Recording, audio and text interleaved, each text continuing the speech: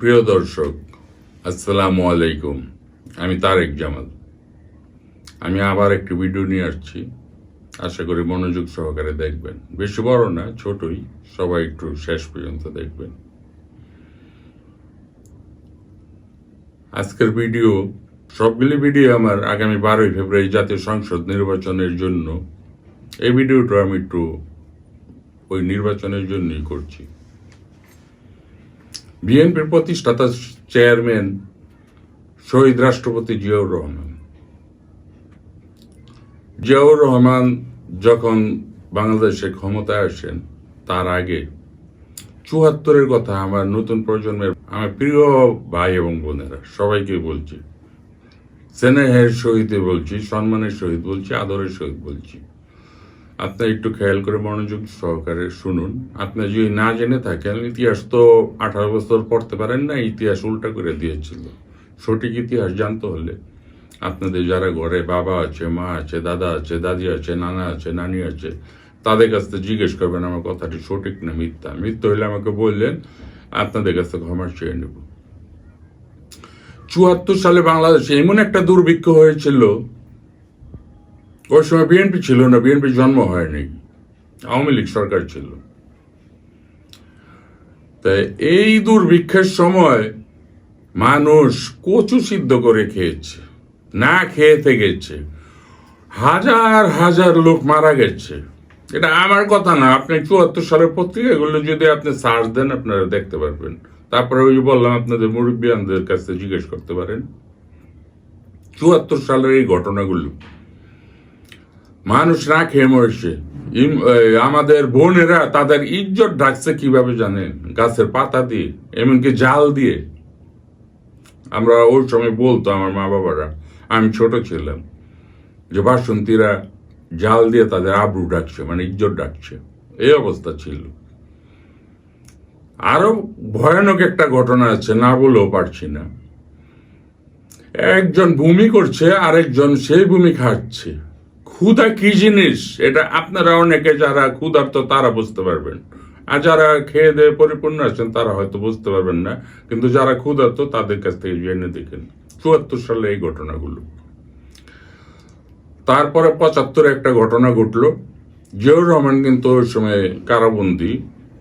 জিয়াউর রহমান কিন্তু ওই ৭৫-এর হত্যাকাণ্ডের আশেপাশেও নেই। জিয়াউর রহমান ৭ই নভেম্বর সিপাহী বিপ্লব এবং ওই বাংলাদেশের সর্বসাধারণ তাকে সেই বন্দি দশা থেকে মুক্ত করে এনে,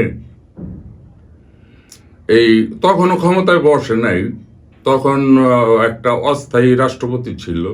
জিয়াউর রহমান সামরিক উপপ্রধান সামরিক আইন প্রশাসক ছিল।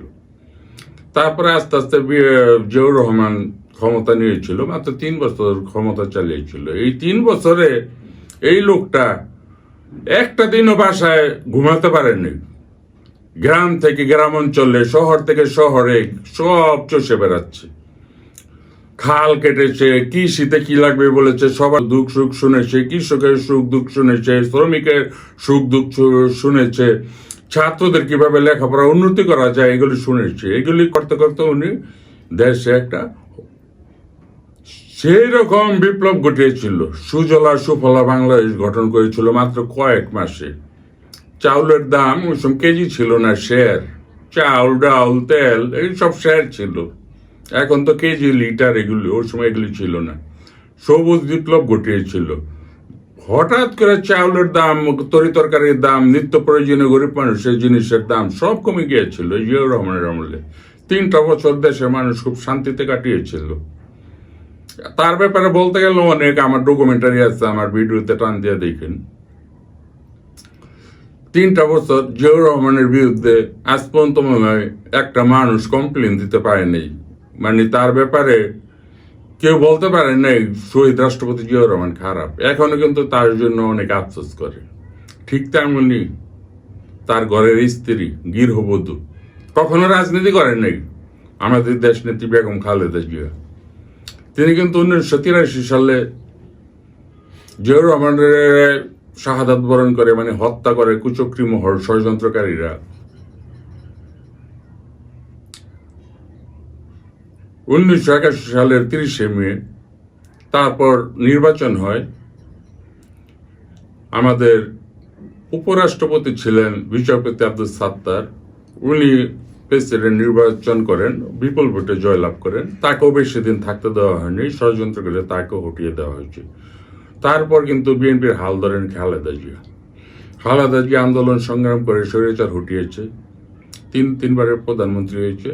তার আমলে কিন্তু কোনো খালেদা জিয়ার ব্যাপারে এই যে বর্তমানে আলেম ওলামা সবাই বলে, ফেসবুকে দেখি, সাধারণ জনগণ, তার বিরুদ্ধে কিন্তু কোনো খারাপ রিপোর্ট নাই, কমপ্লেন নাই, কিছু নেই। তিনিও ভালো চালিয়েছেন। দেশনেত্রী বেগম খালেদা জিয়া 30শে ডিসেম্বর ইন্তেকাল করেছেন, ইন্না লিল্লাহি ওয়া ইন্না ইলাইহি রাজিউন।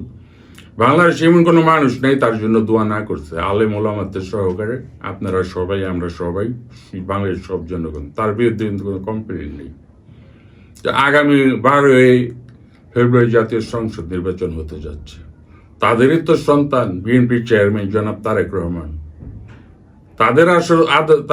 তাদের আদর্শই তো বড় হয়েছেন। আপনাদের কাছে আমার জোর অনুরোধ, আবার বলছি আপনাদের কাছে আমার জোর অনুরোধ, তারেক রহমানের দিকে তাকিয়ে বাংলাদেশে 300 আসন তো আর বিএনপি পাবে না। আপনারা চেষ্টা করুন সব জায়গায় দানে শীষে ভোট দেওয়ার জন্য। কিসের জন্য? তারেক জিয়ার শরীরে তার বাবার রক্ত, তার মায়ের রক্ত আছে। তাদের আদর্শতে বিচ্যুত হবেন না। তারা যা করে গেছেন সেগুলো করার জন্য, এবং যেহেতু নতুন আধুনিক যুগ এখন, তাদের চেয়ে আরো ভালো কিছু আপনাদের উপহার দেওয়ার জন্য চেষ্টা করবেন। আর এই চেষ্টা করার জন্য আপনাদের সহযোগিতার প্রয়োজন, আপনাদের সাহায্যের হাত বাড়িয়ে দেওয়ার প্রয়োজন।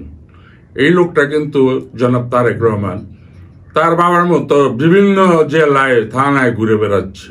আপনাদের একটু দোয়ার আশায়, একটু আশীর্বাদের আশায়, একটু সমর্থনের আশায় আপনাদের কাছে আমার প্রিয় ভাই এবং বোনেরা, সবার কাছে, আমার মা সমতুল্য যারা এখনো জীবিত আছেন, বাবার সমতুল্য যারা জীবিত আছেন, এবং নতুন প্রজন্মের আমার ছোট ছোট ভাই বোনেরা, সবার কাছে আমার বিনীত অনুরোধ, 12ই ফেব্রুয়ারি আপনারা 5টা বছর বিএনপি থেকে চেয়ে নিবেন।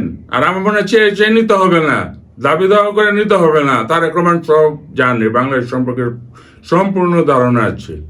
তিনি বাংলাদেশকে স্বয়ং সম্পূর্ণ করার জন্য, জিয়াউর রহমানের মতো সুজলা সুফলা বাংলাদেশ গড়ার জন্য সবকিছু করবেন। কি কি করবেন তার 31 দফার মধ্যে আছে। এই বিস্তারিত বলার এই ভিডিওতে সম্ভব না, আপনারা জানেন, প্রয়োজনে আমি বলবো। আপনারা সবাই ওই একটা দিন একটু কষ্ট করেন, 5টা বছর আপনারা শান্তিতে থাকবেন। একটা দিন ওই আপনারা কি কষ্ট করবেন, আপনি একটু আরামে দিন বাদ দেন ভাই, অনুরোধ। মনে করবেন এই আজকে নির্বাচন, আমি একটু দেরি করে যাই, একটু নাস্তা খাই যাই, একটু ঘুমে আরামে করে গিয়ে ভোট দিব। ততক্ষণে গেলে যারা ষড়যন্ত্রকারী তারা কিন্তু আকাম একটা ঘটাই দিবে। আকাম ঘটাই দিলে তারা যদি নির্বাচনে ক্ষমতায় আসে, ইতিহাস আপনাদের তো ভুলেন নাই। নতুন প্রজন্মরা হয়তো এখন আমাদের থেকে শুনছেন, এই 18 বছর শুনতে পারেননি। আর আমি আবার পরের ভিডিওতেও বলবো, এটা তার বলতে পারবো না বেশি। এই জন্য আপনারা সকালে ভোরে ফজর নামাজ পড়ে, বিশেষ করে বোনেরা, আমার মা বোনেরা, ফজর নামাজ পড়ে কেন্দ্রে যাবেন, লাইনে যাবেন, দাঁড়িয়ে সুন্দরভাবে আপনার ভোটটা প্রয়োগ করে আসবেন, মানে দিয়ে আসবেন, ধানের শীষে ভোটটা দিয়ে আসবেন। এটা হলো আমার অনুরোধ আপনাদের কাছে। আর নতুন প্রজন্মের ছোট ছোট ভাই বোনদের কাছে অনুরোধ, আপনারাও আপনাদের মুরব্বিয়ান যারা মা বাবা আছে তাদের নিয়ে কেন্দ্রে যাবেন, তাদের ভোটটা আগে দেওয়াবেন, পরে আপনারা ভোটটা দেবেন।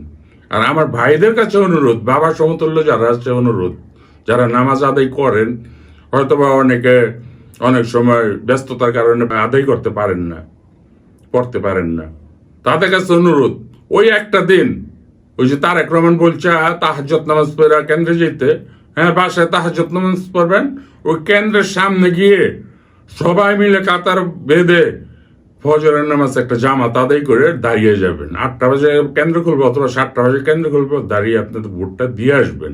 ভোটটা কাজে দিবে। 5টা বছর ভাই শান্তিতে থাকতে পারবেন। আরে বোন, 5টা বছর অনেক শান্তিতে থাকতে পারবেন। আমি কথা দিয়ে যাচ্ছি, আমি হয়তো বেশি দিন বাঁচবো না আপনাদের, আমি কথা দিয়ে যাচ্ছি, তারেক রহমান আপনাদের সাথে বেইমানি করবে না, তার বাবা করে নাই, তার মা করে নাই, তারেক রহমানও করবে না।